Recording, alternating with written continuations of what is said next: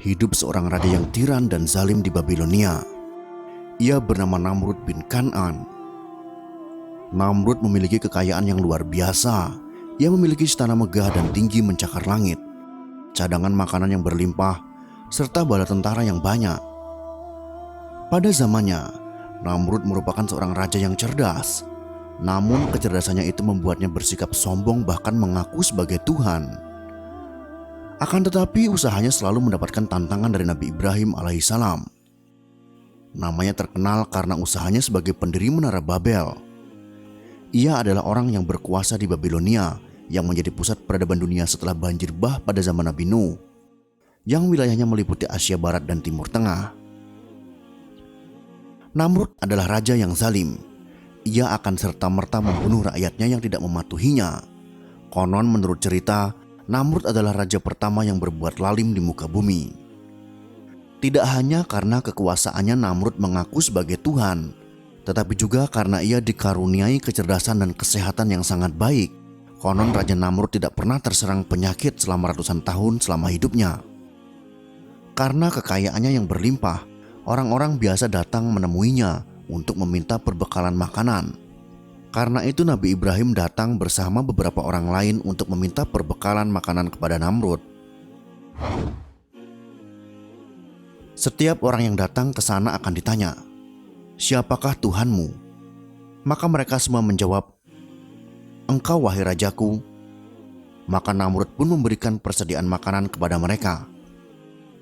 Hingga tibalah giliran Nabi Ibrahim. Namrud bertanya, "Siapakah Tuhanmu?" "Tuhanku ialah yang menghidupkan dan mematikan," jawab Nabi Ibrahim. Namrud kemudian berkata, "Akulah yang dapat menghidupkan dan mematikan."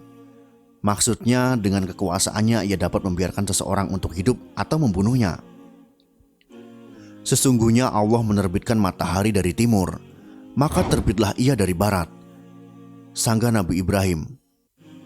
Mendengar jawaban itu, Namrud hanya terdiam.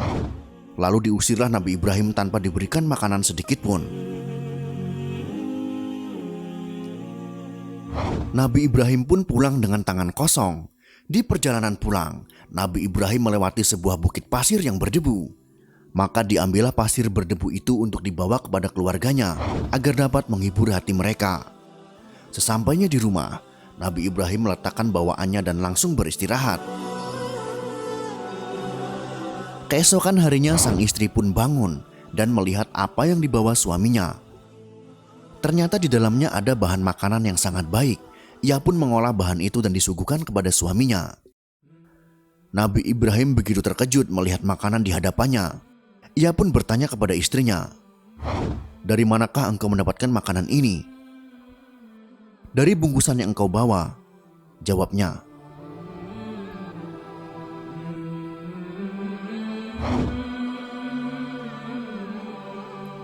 Nabi Ibrahim pun menyadari bahwa itu adalah rezeki dari Allah Subhanahu wa Ta'ala. Allah Subhanahu wa Ta'ala kemudian mengutus malaikat kepada Namrud agar ia beriman kepada Allah. Namun raja sombong itu menolak mentah-mentah dan menyangkal. "Memangnya ada Tuhan selain diriku?" ucapnya dengan angkuh.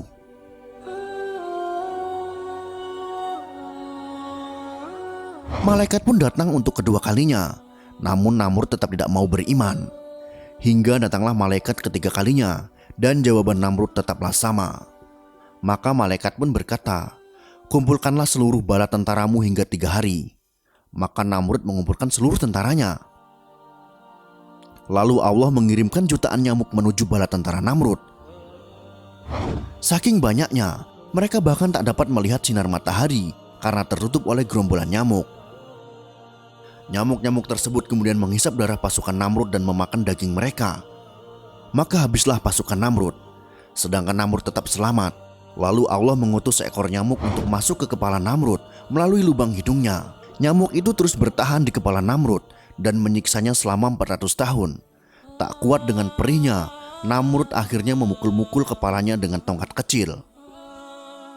Disebutkan dalam suatu kisah bahwa ia menjadi raja yang zalim selama 400 tahun. Maka Allah pun mengazabnya selama 400 tahun hingga akhirnya ia mati karena wasilah seekor nyamuk kecil. Begitulah Allah Subhanahu wa Ta'ala memberikan pelajaran kepada Raja Angkuh dan Sombong melalui seekor nyamuk yang kecil. Pelajaran yang dapat kita ambil dari kisah ini adalah kita sebagai manusia tidak ada apa-apanya. Kita tidak diperkenankan untuk menjadi orang angkuh dan sombong.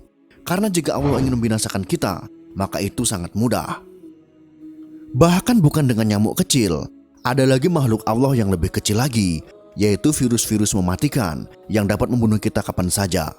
Mari kita ambil kisah ini sebagai pelajaran hidup yang sangat berharga. Wallahu a'lam bishawab.